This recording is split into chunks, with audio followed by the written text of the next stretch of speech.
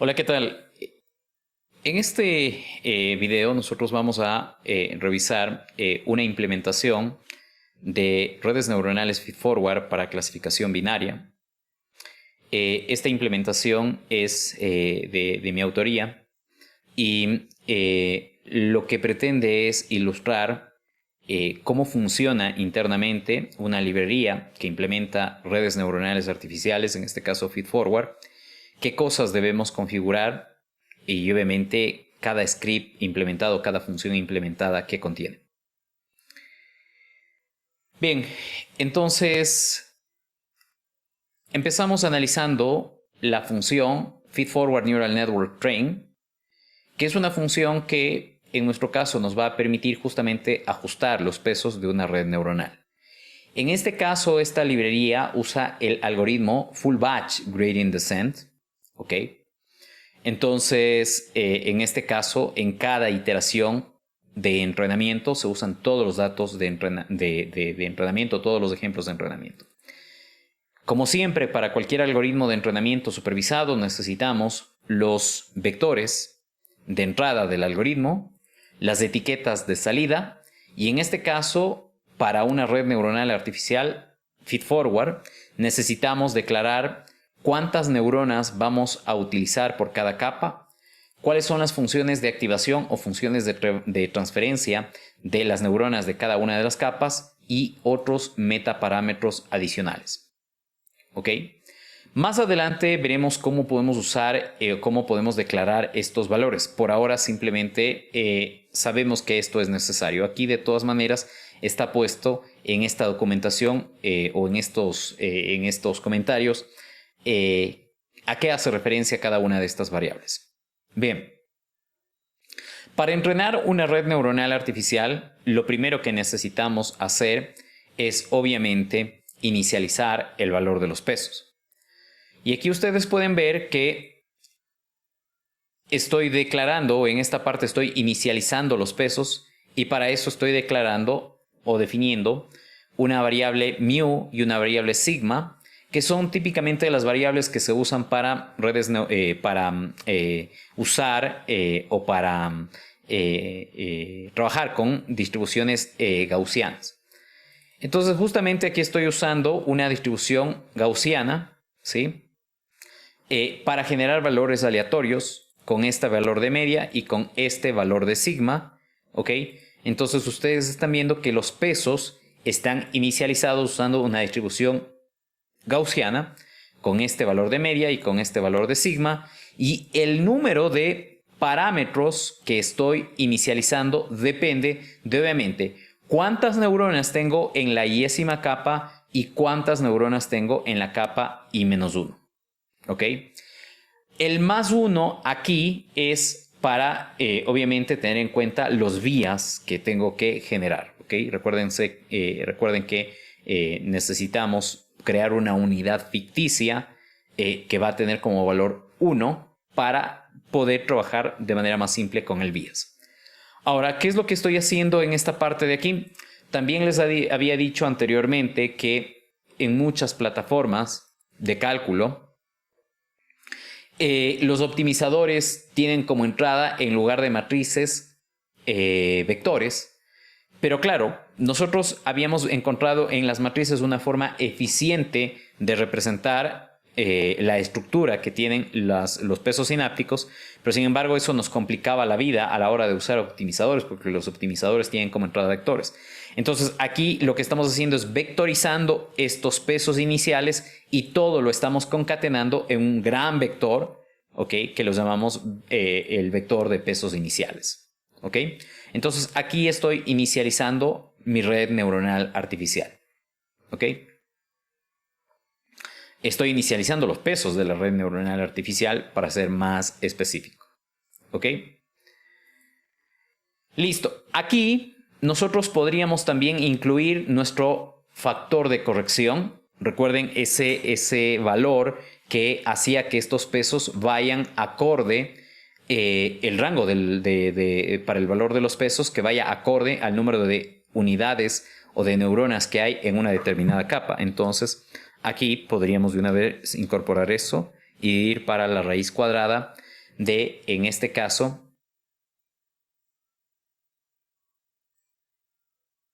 podríamos poner toda esta cantidad. Ok, entonces con eso estamos creando algo un poco más general que tiene en cuenta también el otro criterio que habíamos dado para la inicialización de pesos, que es limitar el rango de los pesos de las conexiones sinápticas en función del número de conexiones o el número de neuronas que hay en una determinada capa.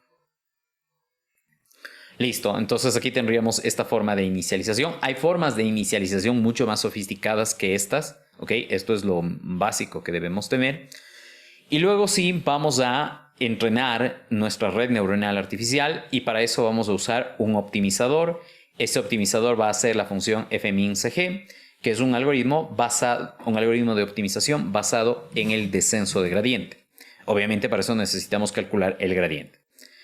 Declaramos algunas hiperparámetros del optimizador, como por ejemplo cuál es la cantidad máxima de iteraciones. Esto yo lo tomo, o este es un campo de la variable metaparámetros o hiperparámetros también, que yo debo declarar para usar esta librería.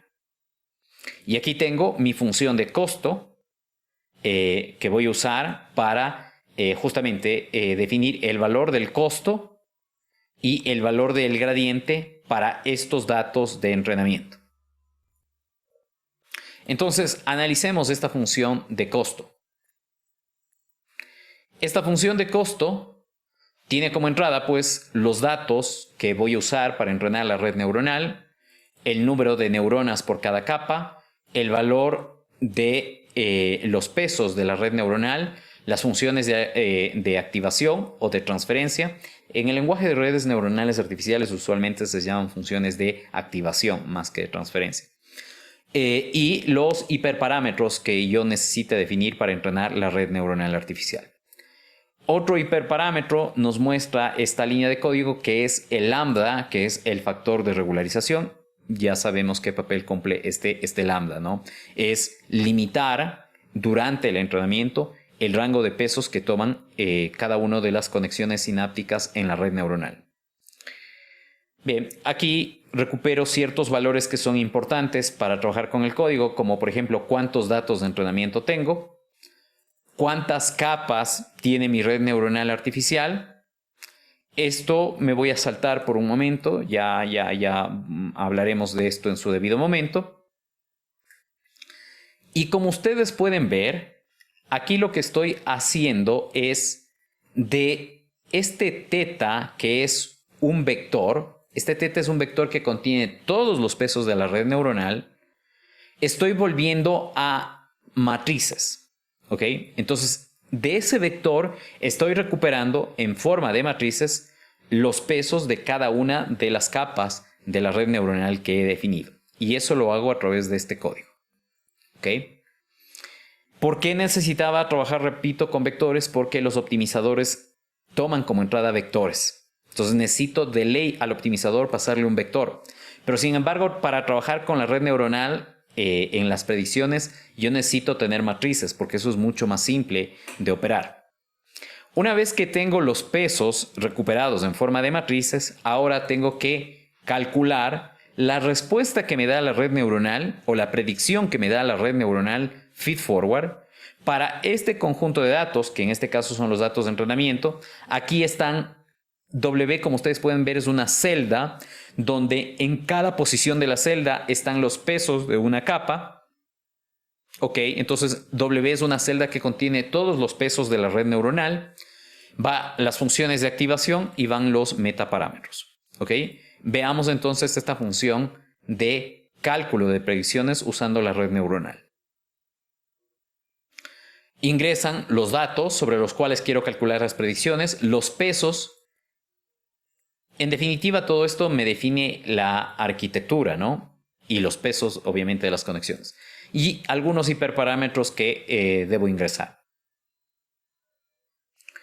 Entonces, ustedes pueden ver aquí que se calcula dos variables, la variable A y la variable Z, de manera iterativa a través de este for. Entonces, En este caso, Z es el producto de las entradas de una capa por los pesos sinápticos de esa capa. ¿Ok? Entonces, este es el valor de Z. Esto ya lo vimos antes. Luego, este valor de Z lo tengo que pasar por la función de activación que el usuario haya definido y por lo tanto aquí tengo, obviamente, diferentes funciones o las expresiones que definen diferentes funciones de activación. Si es logsig, tengo que calcular la función logsig de Z. Si es relu, tengo que aplicar la función de rectificación para valores negativos y para valores positivos, dejo que pasen tal cual. Si uso la tangente hiperbólica, tengo que calcular la función tansig. Si uso la función softplus, tengo que calcular la expresión correspondiente a la función softplus. Si uso la función elu, pues tengo que calcular el resultado de la función elu para el valor de z. Elu lo tengo implementado aparte. Elu es este código que ustedes ven aquí. Esto es la función de activación elu. Ustedes pueden revisarlo con más detalle aparte, ¿no? Bien, entonces tengo, en base a las entradas y los pesos, calculo los zetas, eso lo paso por la función de activación, ¿ok? Y esto se repite tantas veces como capas haya en la red neuronal artificial. Ustedes pueden ver que acá el A se actualiza. El A se actualiza en función de la función de activación aplicada a Z, ¿ok? Entonces, esto es un código que me permite hacer cálculos para cualquier número de capas de una red neuronal feedforward para clasificación binaria. Volviendo al tema del gradiente, entonces, una vez que yo tengo ya las predicciones de la red neuronal, yo de aquí tomo el valor de P, que es la salida de la neurona, de la única neurona de la capa oculta, que aproxima la probabilidad condicional de y igual a 1 dado x.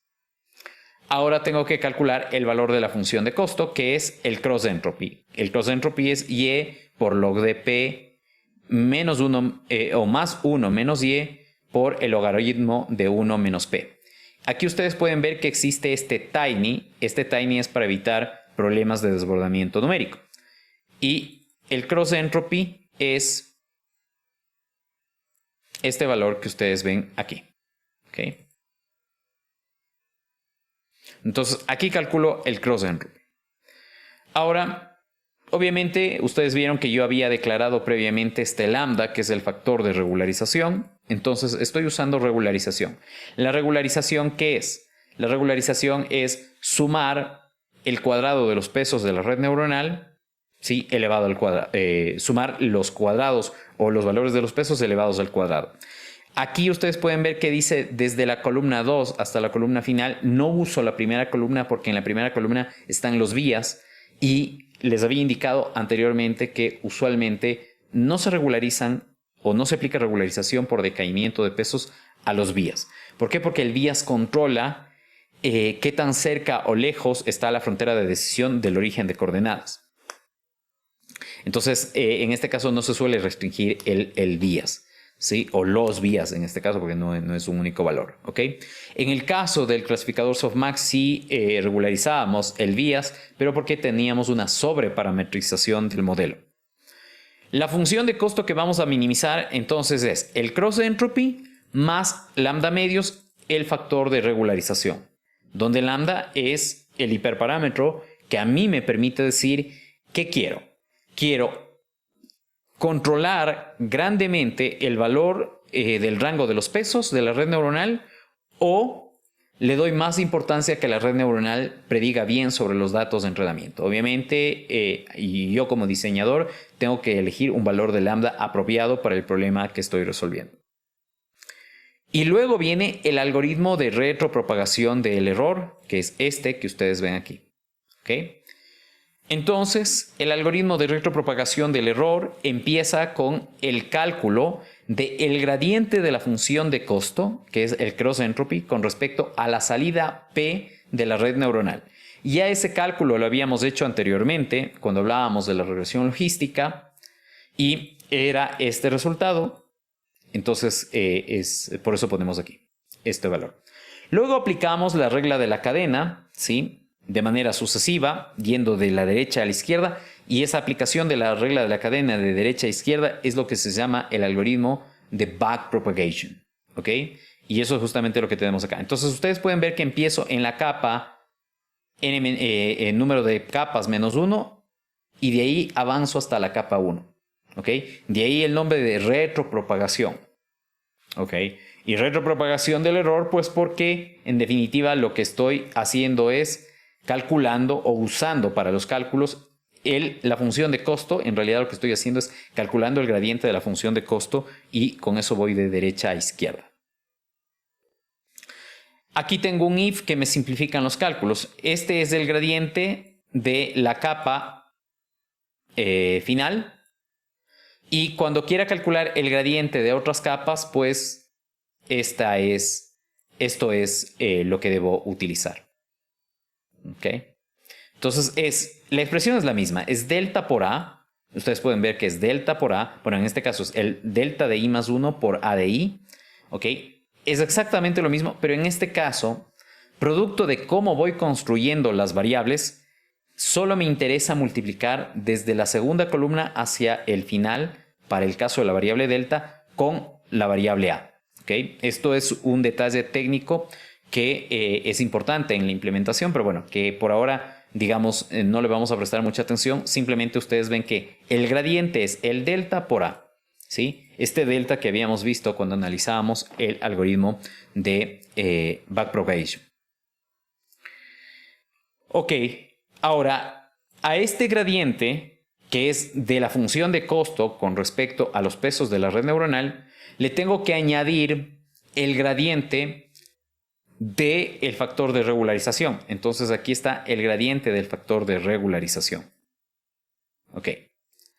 Si es que ya llegué a la primera capa, ya no tengo que hacer nada y ahí tiene que parar este algoritmo. Pero si no, ok, tengo que también calcular la derivada parcial de la función de activación que estoy usando. Aquí está la derivada parcial de la función logsig, que es logsig de z por 1 menos logsig de z. Esto ustedes lo demostraron. Si yo estoy trabajando con la función relu, la función de activación relu, la derivada de la función de activación relu es 0 en la parte negativa y 1 en la parte positiva. Eso es lo que se indica aquí.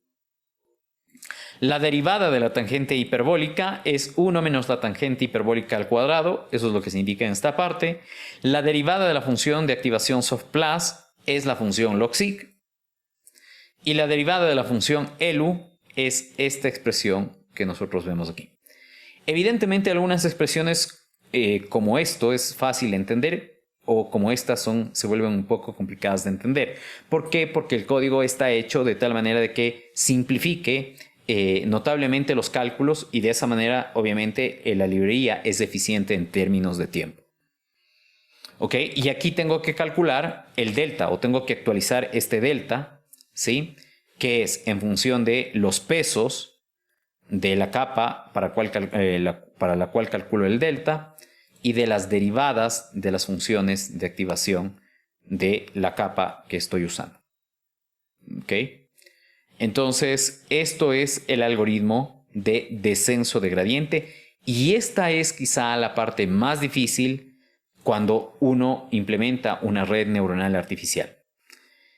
¿Ok? Uno, cuando trabaja con redes neuronales artificiales, y esto siempre me pasa, que hay inquietudes de estudiantes de si pueden hacer o no conexiones especiales, ¿sí? Por ejemplo, si pueden hacer realimentaciones, si pueden, como les decía en algún momento, usar, dada las neuronas de una capa, usar funciones de activación diferentes para esas neuronas. Todo eso en teoría se puede, pero en la práctica eso complicaría muchísimo el código, ¿ok? Si ya de por sí, como ustedes pueden ver, no es tan pequeñito, ¿ok? Pues si hiciéramos esas variaciones sería mucho más complejo. Y decía, este es el core de redes neuronales artificiales porque en realidad, dada una arquitectura, yo debo ser capaz de calcular su gradiente, ¿ok? Es decir, tengo que implementar esta parte del código y bien, ¿no? Y esto es lo complicado de las redes neuronales artificiales.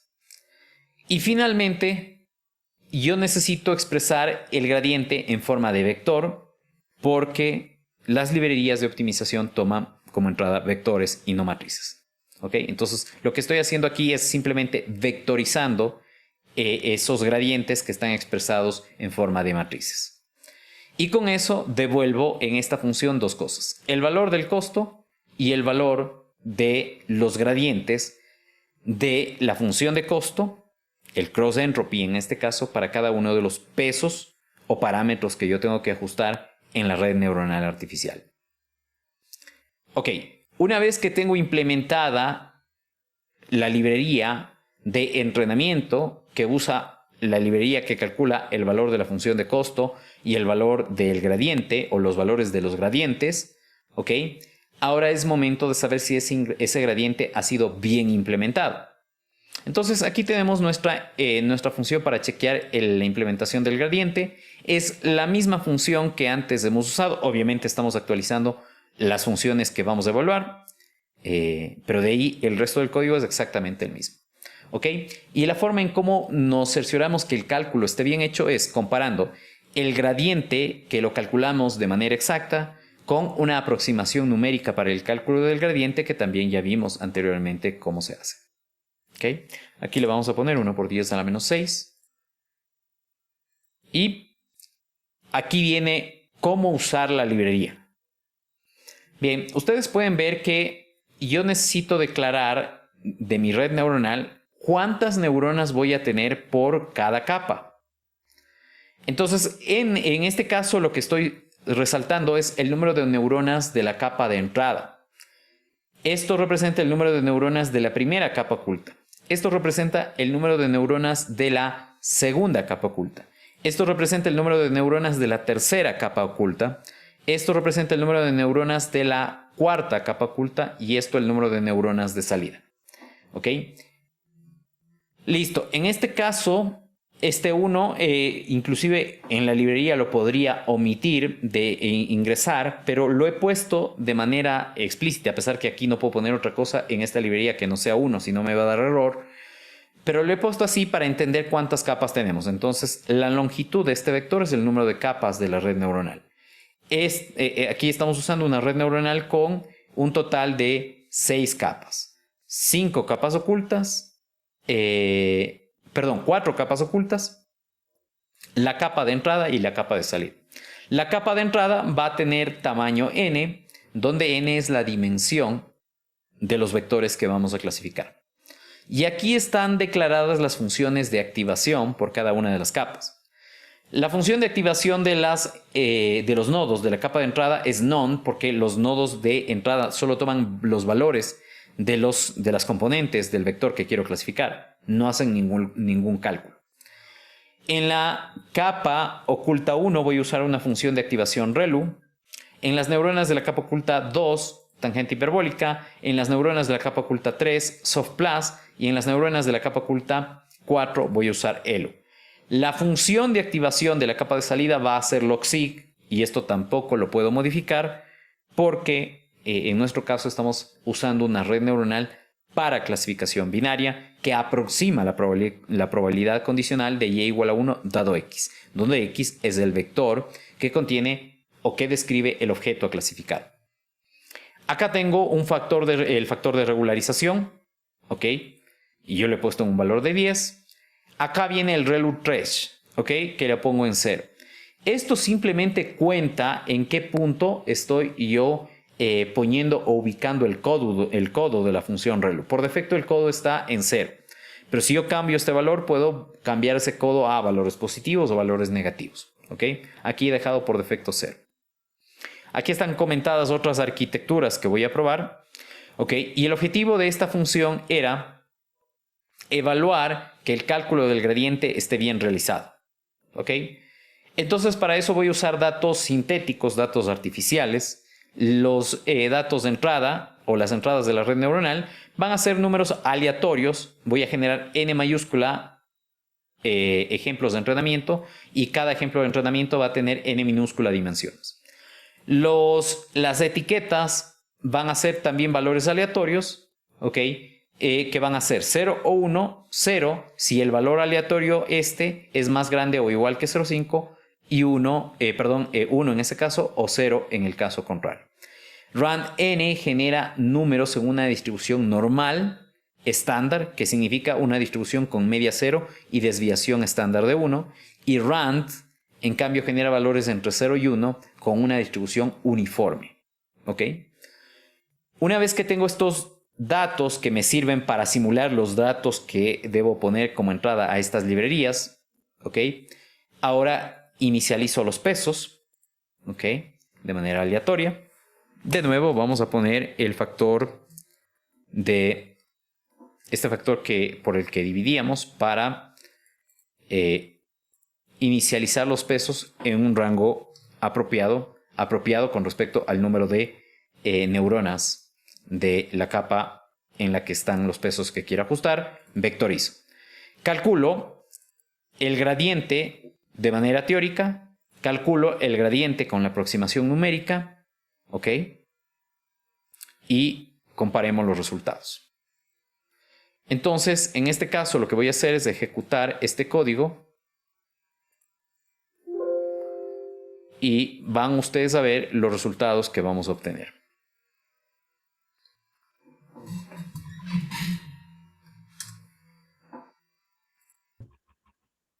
Ok, entonces vamos a ejecutar el código y esto nos va a permitir ver si es que hemos programado bien el gradiente o no.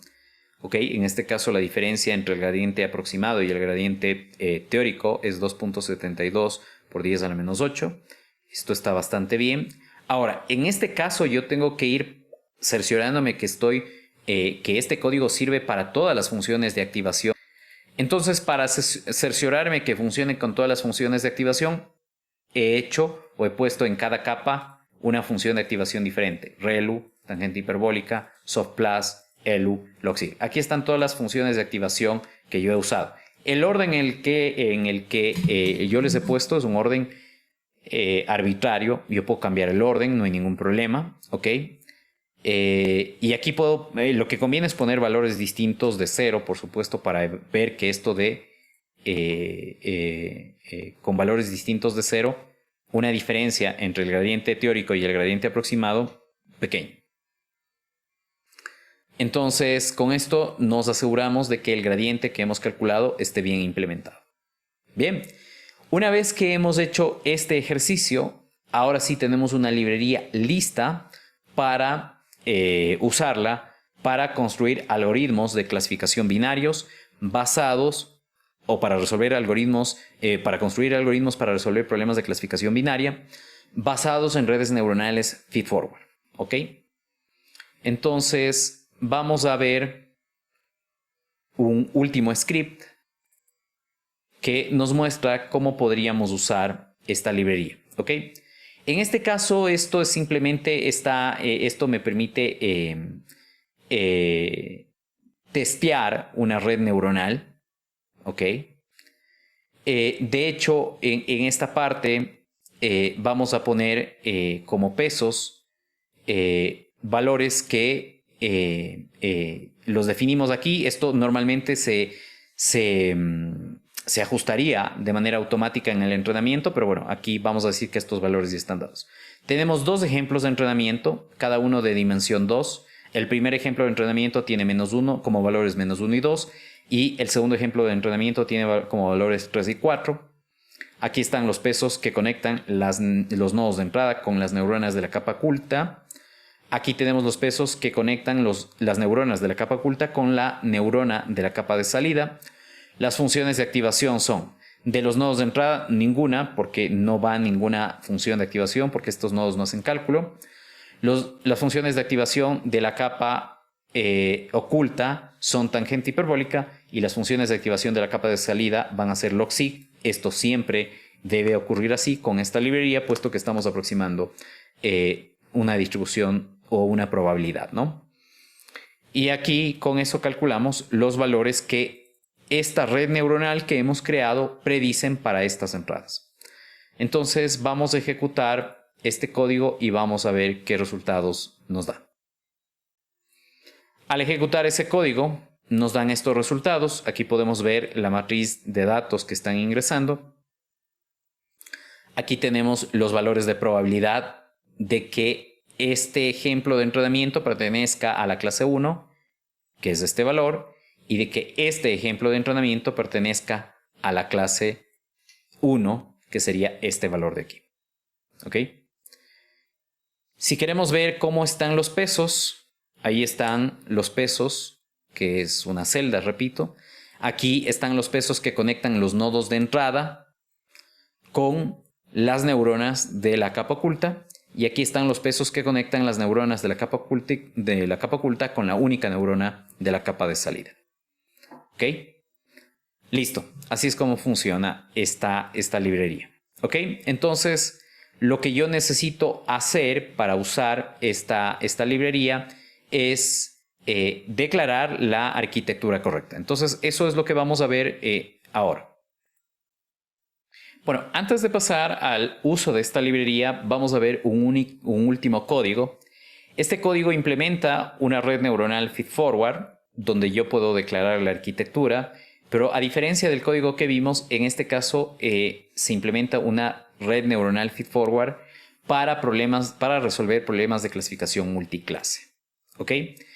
La pregunta que probablemente ustedes se harán es, ¿y por qué no lo integré esto en el código anterior? La razón por la que no se integró en el código que acabamos de ver es por propósitos de simplicidad y facilidad de lectura del código. ¿Ok? Muchas de las cosas que vamos a ver en esta librería de una red neuronal feedforward para resolver problemas de clasificación multiclase son cosas que son exactamente iguales a las que ya hemos visto para la red neuronal de clasificación binaria, ¿ok? Pero que en este caso, repito, lo hemos puesto por separado para facilitar el entendimiento del código. Estamos en la librería de entrenamiento de una red neuronal feedforward para resolver problemas de clasificación multiclase.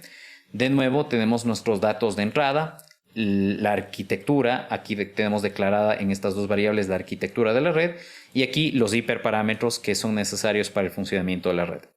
Aquí estamos inicializando los pesos. Aquí ustedes probablemente van a encontrar una diferencia entre este código y el código que acabamos de usar.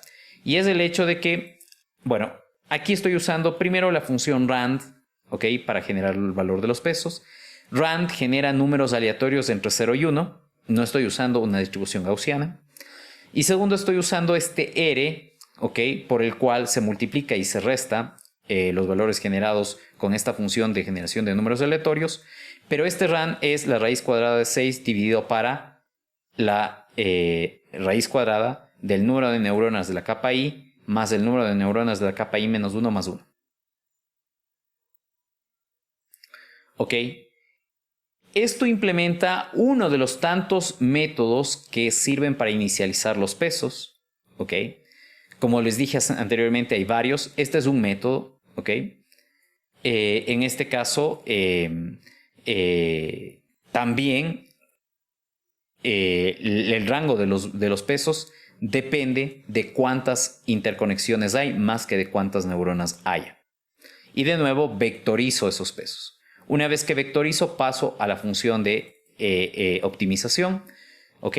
Pero claro, para pasarle a la función de optimización necesito definir el costo y el gradiente. Que como he dicho, que debe quedar claro que es el corazón de las redes neuronales artificiales. Ok, entonces en esta parte lo que antes estaba como vector lo transformo a matriz. Me refiero a los pesos que antes estaban en forma de vector, ahora los convierto en matriz. Con los pesos calculo las predicciones. Ahora la predicción ya no es un vector, la predicción es una matriz, donde la primera columna será la probabilidad de que el ejemplo pertenezca a la clase 1, la segunda columna será la probabilidad de que el ejemplo pertenezca a la clase 2 y así sucesivamente hasta que la columna última será el valor de la probabilidad de que el ejemplo X pertenezca a la clase Y. Esta matriz va a tener tantas filas como ejemplos de entrenamiento haya y tantas columnas como clases yo haya definido para la clasificación. Aquí estoy calculando la función de costo, que es en función de la entropía cruzada. ¿Ok? Y a eso le sumo el factor de regularización. ¿Ok? Esto es lo mismo que había definido antes. Aquí probablemente ya no se vea 1 y por log de p y 1 menos y por log de 1 menos p. Aquí directamente pongo este data y hot por el logaritmo de p. ¿Ok? Entonces, este data YHOT es el one hot encoding de las etiquetas que acompañan a los ejemplos de entrenamiento. ¿Okay? Aquí estoy haciendo el one hot encoding. Y el cross entropy, expresado de manera general, es el vector one hot encoding multiplicado punto a punto por el logaritmo del vector de probabilidades. Esto es una multiplicación punto a punto o elemento a elemento, de ahí el tema de punto por. Aquí estoy calculando el gradiente, ¿ok? Si ustedes ven esto, van a notar que es exactamente lo mismo que teníamos antes. Así que no voy a ir en detalle porque esto ya lo vimos. Esto es exactamente igual a lo que teníamos antes, ¿ok? Así que no hay ningún problema. Acá tengo la función de testeo, que igualmente calcula el forward propagation de la red. Esto también es exactamente igual a lo que ya vimos anteriormente. No hay nada de misterio aquí. Y aquí tenemos la función que nos permite chequear que la implementación del gradiente que hemos hecho en esta librería esté correcta. ¿Ok? De nuevo, entonces aquí he puesto, estoy probando, estoy creando una arquitectura lo más grande posible como para cubrir todas las funciones de activación que yo puedo usar. ¿Ok? Y de nuevo los datos se están generando de manera aleatoria. Entonces, si yo testeo esto, voy a obtener el... Entonces, en este caso, el valor que tenemos de la diferencia promedio entre el gradiente teórico y el gradiente aproximado de manera numérica es este valor. Esto nos indica que el gradiente que hemos implementado, que hemos calculado y su implementación, para ser más preciso, están hechos de manera correcta.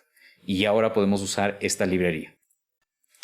Aquí tenemos un main que ilustra el funcionamiento del código que hemos implementado. Estoy cargando la base de datos MNIST, estoy cargando la librería de TSNI, que me permite visualizar espacios multidimensionales en 2 dimensiones, y de esta manera yo puedo ver qué tan complejo o qué tan simple es el problema que debo resolver, por qué tan cerca o alejados están los puntos de cada una de las clases. Aquí estoy cargando, o voy a cargar, la librería que implementa el algoritmo de redes neuronales artificiales feedforward para problemas de clasificación multiclase, dado que voy a resolver un problema de clasificación multiclase. Aquí declaro cuántas clases voy a usar. Como estoy trabajando con la base de datos de MNIST, voy a trabajar con 10 clases. Recuerden que la base de datos de MNIST tiene como objetivo resolver o construir un algoritmo que, dado una imagen de entrada con un dígito manuscrito, justamente el modelo diga qué dígito manuscrito está contenido en esa imagen. Aquí digo cuántas iteraciones voy a usar para el entrenamiento, el factor de regularización, cargo las imágenes o los datos de entrenamiento, lo pongo en la estructura que nosotros habíamos definido, ¿ok? Acá viene la parte importante, ¿no? Declaro la arquitectura de la red neuronal multiclase. Mi red neuronal va a tener apenas 3 capas. Ustedes pueden implementar arquitecturas mucho más sofisticadas, mucho más complejas o grandes. Mis funciones de activación son none para los nodos de la capa 1, porque repito, estos nodos no hacen cálculo. Las neuronas de la capa oculta, de la única capa oculta, tienen funciones de activación logseq, ¿ok? Y en el caso del clasificador softmax, de una red neuronal para clasificación multiclase, mi función de activación de la última capa siempre debe ser softmax. Siempre debe ser softmax. Esto no puedo cambiar. Entonces tengo softmax. Digo qué valor de lambda voy a usar. Ok. Bueno, aquí estamos repitiendo. Vamos a quitar esta parte. Permítanme. A ver si no estoy haciendo. Sí, esto lo puedo quitar tranquilamente. Aquí en el número de neuronas de la capa de salida, el número de neuronas de la capa de salida es igual al número de clases, ¿no? Que son 10. Ok, y aquí digo que uso 5 iteraciones para entrenar la red neuronal. Probablemente se necesiten más, pero simplemente hemos puesto este valor para ver que el código ande bien. Acá, una vez que tenemos la arquitectura y los datos cargados, entrenamos la red neuronal. Aquí usamos la función que nos permite visualizar los pesos de la red neuronal. Esto simplemente para saber qué están detectando los nodos o las neuronas de la primera capa oculta. Acá cargamos las imágenes de testeo y esas imágenes de testeo las pasamos a nuestra red neuronal entrenada. Calculamos las predicciones sobre estos datos de entrada, datos de testeo, y con eso calculamos el error de testeo. Ok, vamos a ejecutar este código y vamos a ver qué resultados nos da.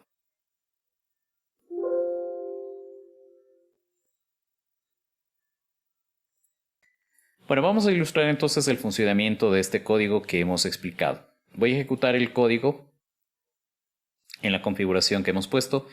Lo que he hecho es también activar el código del tsni para ver cómo se distribuyen las imágenes de estos 10 dígitos en el espacio de 28 por 28 dimensiones proyectado en 2 dimensiones. Eso me va a dar una idea bastante clara de qué tan complejo es el problema. Entonces ustedes pueden ver ahí la nube de puntos. Empecemos por esta parte.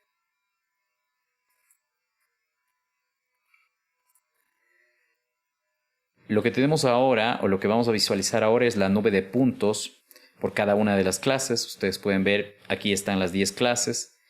Y pueden darse cuenta de que algunas clases se solapan. ¿Ok?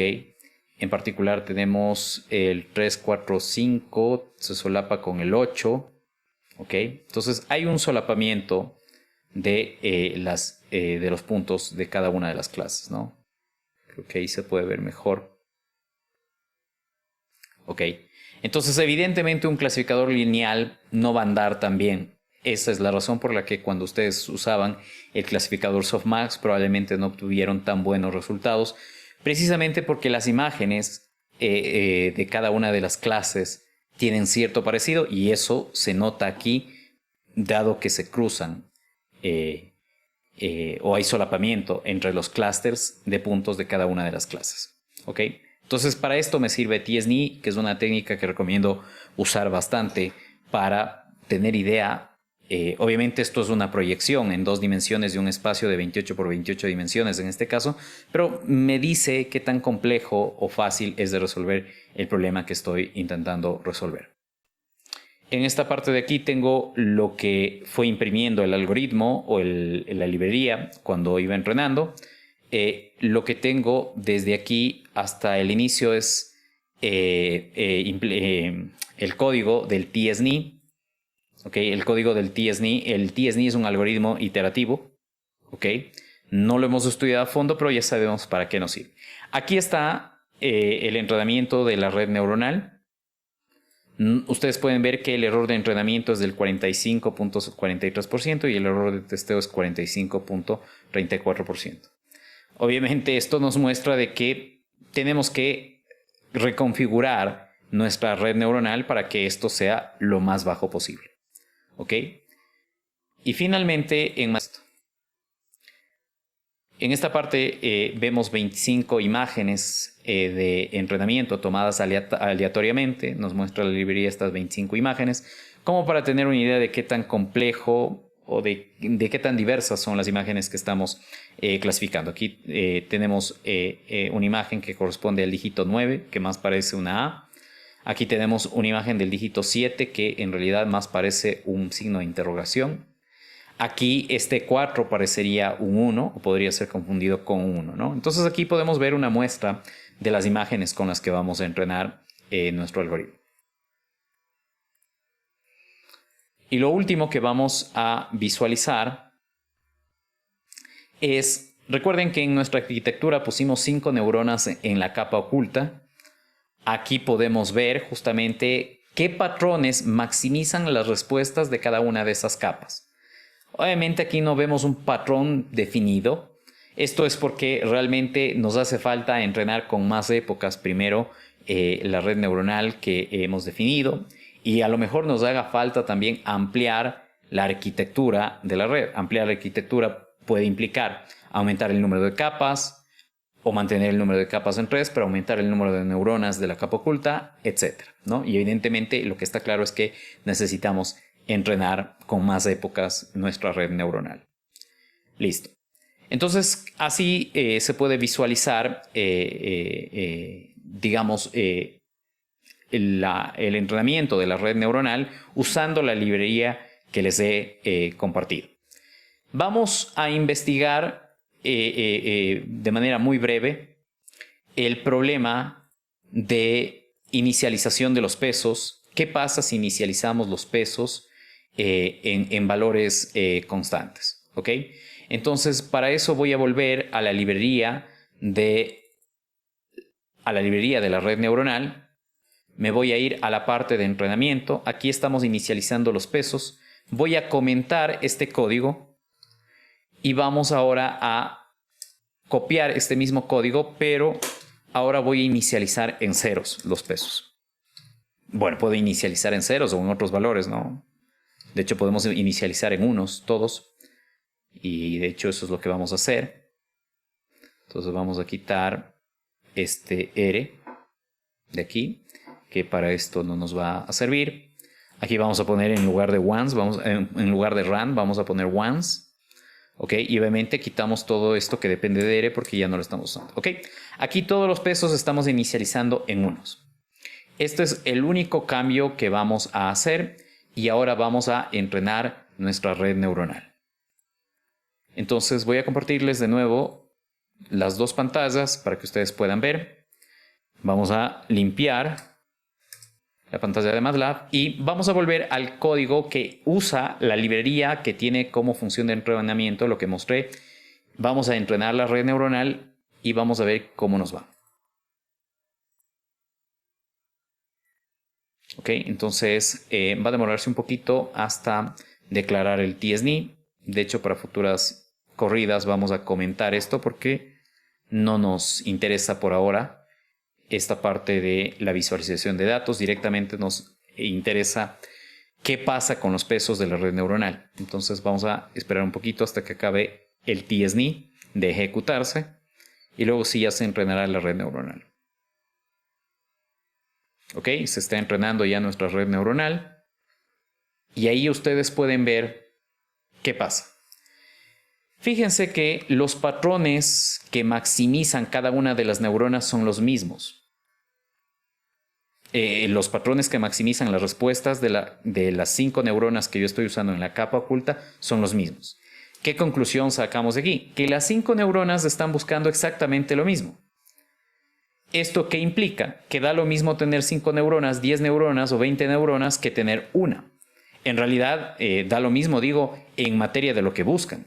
Evidentemente en eficiencia computacional pues me quedaría solo con una, que sería cualquiera de esas, porque una es igual que las demás.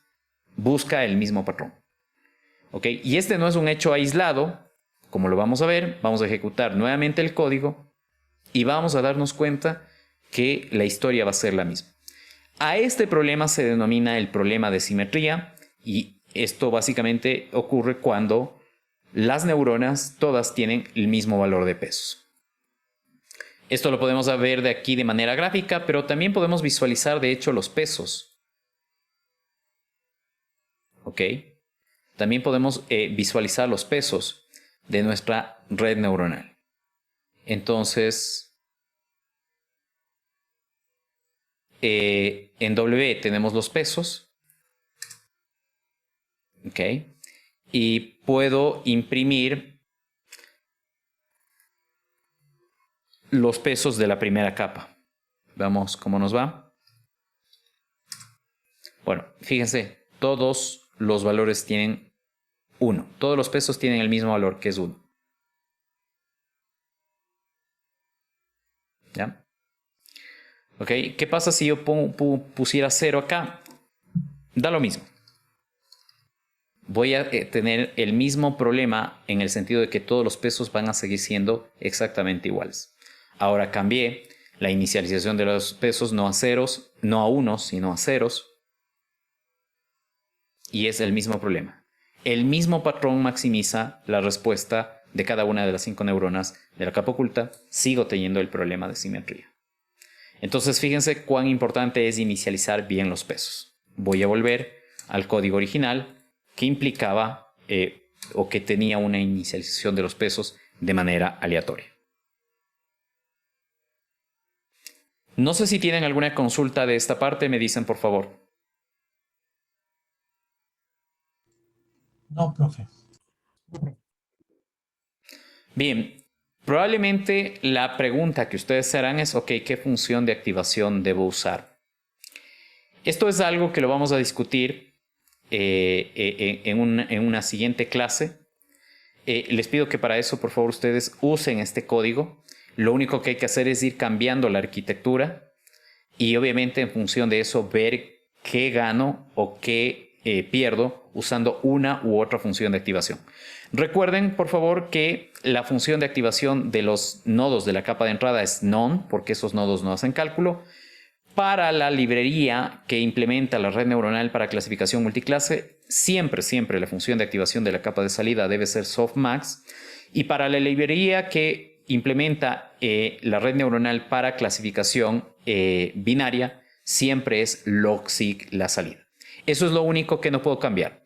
Lo demás yo puedo cambiar según lo que considere conveniente y obviamente el cambio lo hago en función de los resultados que deseo obtener para el problema con el que estoy trabajando. ¿Ok? Entonces con esto concluimos esta parte práctica donde hemos visto con una librería que como les dije inicialmente la he desarrollado yo, un ejemplo de cómo usar redes neuronales artificiales feedforward, en este caso para clasificación. En cualquier plataforma de desarrollo o framework de desarrollo de redes neuronales deben necesariamente declarar la arquitectura, ¿ok? Y declarar los hiperparámetros que son necesarios, como si usan o no regularización y qué factor de regularización van a usar, cuántas iteraciones o épocas de entrenamiento van a ejecutar, ¿ok?